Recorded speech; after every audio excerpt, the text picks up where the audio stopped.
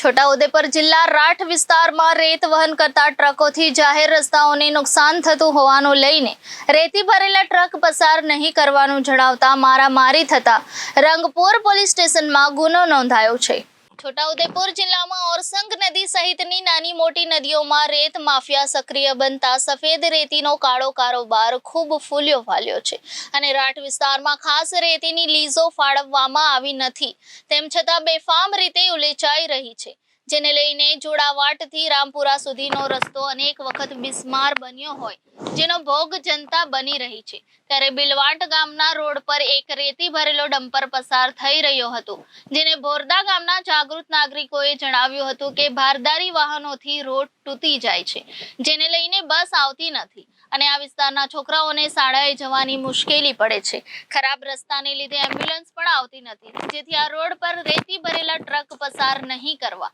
તેમ જણાવી રેતીના ધંધા સાથે સંકળાયેલા કેટલાક અસામાજિક તત્વોએ ભોરદા ગામના સામાજિક કાર્યકર્તાઓને માર મારતા રંગપુર પોલીસ સ્ટેશનમાં કલમ 323, 504, 506(2) અને 114 મુજબનો ગુનો નોંધી કાયદેસરની કાર્યવાહી હાથ ધરવામાં આવી। હું સુખરામ રાઠવા, ભોરદાનો રહેવાસી, તારીખ 22 મેના રોજ મારી સાથે જે ઘટના ઘટી હતી કે ઓરસંગ નદીમાંથી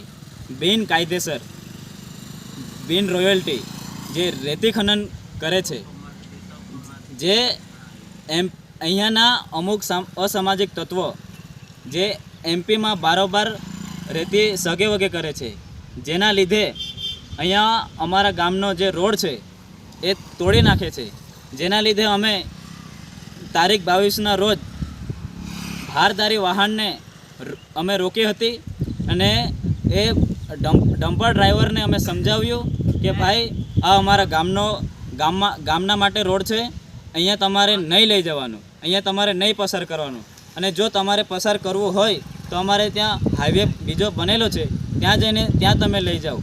એમ કહીને એ ડમ્પર ડ્રાઈવરને અમે જવા દીધો હતો। પરંતુ અહીંયાના અમુક મિલીભગત જે સમાજને અસર કરે છે, નુકસાન કરે છે, જે અમારા જે માણસો અમારી સાથે અમારા ધંધાના સ્થળે આવીને અમારા પર હુમલો કર્યો અને જાનમાલની ધમકીઓ આપી અને માર માર્યો, જેના લીધે અમે પોલીસ ફરિયાદ પણ કરી છે। જ્યારે અમે સમાજના હિત માટે બોલીએ છીએ ત્યારે આ અમુક અસામાજિક તત્વો છે જે અમને અટકાવવાની કોશિશ કરે છે, જેના લીધે સમાજમાં નુકસાન પહોંચે છે। જ્યારે અમે સમાજ હિત માટે વિચારીએ છીએ, જ્યારે જેમ કે